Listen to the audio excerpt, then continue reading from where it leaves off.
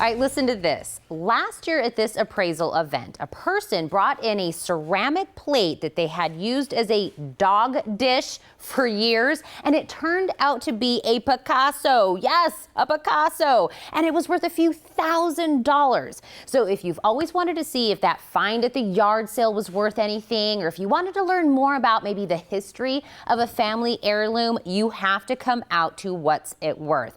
Holly McGuire and James Supp are here to tell us how it all works. Thank you guys for coming back. Thanks for having us. I love this event every year because we get stories like that out of it. It happens. Holly, tell me what What's It Worth is really all about, so if someone hasn't had a chance to hear about it.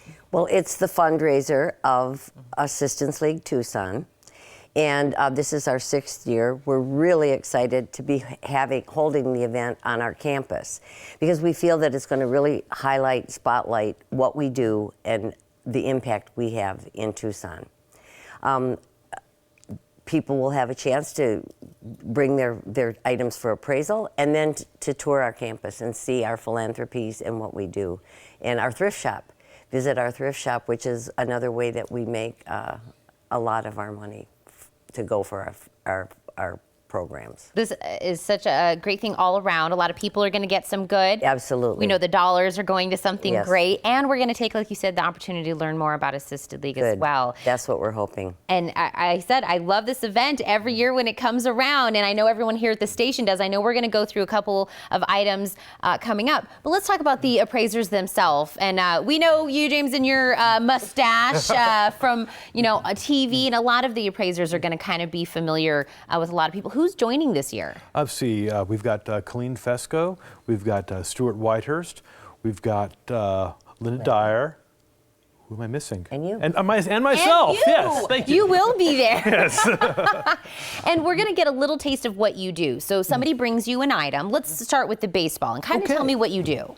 Well, first off, at this event, people can bring in whatever items they want. I mean, they can bring in paintings, they can bring in books and what have you.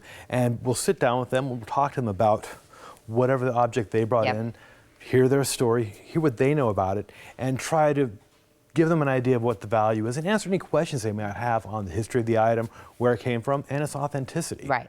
Like for this particular case, this is a wonderful little baseball signed by Joe DiMaggio.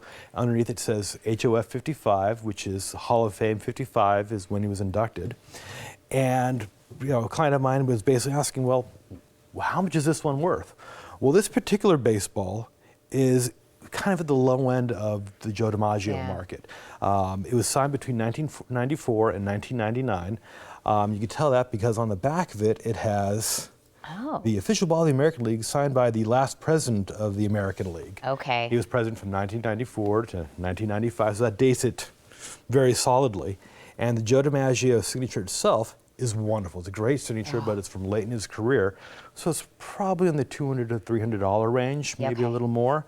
But if it had been an earlier baseball, something that had been signed before he retired, it could approach $1,200, $1,500. Wow. I love the stories, though, as we're kind of hearing about each object, because like this watch that's here, so what I'm being told about it is that it's a pocket watch used in Civil War to bribe another person to go to war on your behalf. So already a great story that came with it. Well, it's a wonderful story. Yeah. It's a wonderful story. Oh. Well, so for this particular watch, so the stories of paying someone to go in your stead during the Civil War was fairly common. Richer folks would pay somebody else to go and fight their war for them. Yeah. Well, that'd be a great story, except for this watch wasn't made during the Civil War. Oh. It's a wonderful gold-tone pocket watch. It says by J.P. Stevens of Atlanta, Georgia. It dates from 1880s, 1884. 20 years after the Civil War. But it's a beautiful watch. Now, it's got a wonderful porcelain front with a little bit of wear at the bottom in the second hand. I don't know if you can see the front on it, but it's got the wonderful, wonderful two Chinese swallows on the front. Let's see if we can get it. There we are. It's a beautiful watch with a wonderful gold watch chain. You can date it by just looking at the back, looking at the serial number, and there's some great places on the internet where you can just go and enter a serial number. It'll tell you what year the watch was made for a lot of brands. But anyway, with this particular watch, The case is unmarked, Yeah. so we don't know the gold content. So you'd have to take it to a jeweler and do an acid test on it, do a scratch test to determine the quality of the gold. Because we don't know the gold content on it, it could be worth anywhere from $400 to $500 if it was just a gold-plated watch case. But if it was a solid 14-karat gold watch case, $2,500 to $3,000. And I love that, like we were saying, the story that probably was handed down through Yes. people. It was a really exciting story, and then you will kind of, bring it back to where it was in time, and give a more accurate depiction. Well, we try to give it an appropriate context, because maybe at some time in the past there was a gold watch in the family that was traded for somebody's service. But those two watches got mixed up because this one's prettier. Right. Now, if we pick one more of these items to do really quick, which one do you want to do? We've talked about a Picasso coming in. I'm hearing this is a painting from an auctioned storage unit. Okay. Well, storage units are a great place to find treasures because you never know what's going to be in there. They can be Picassos, or they can be a box of old clothes. You never know what you're going to find.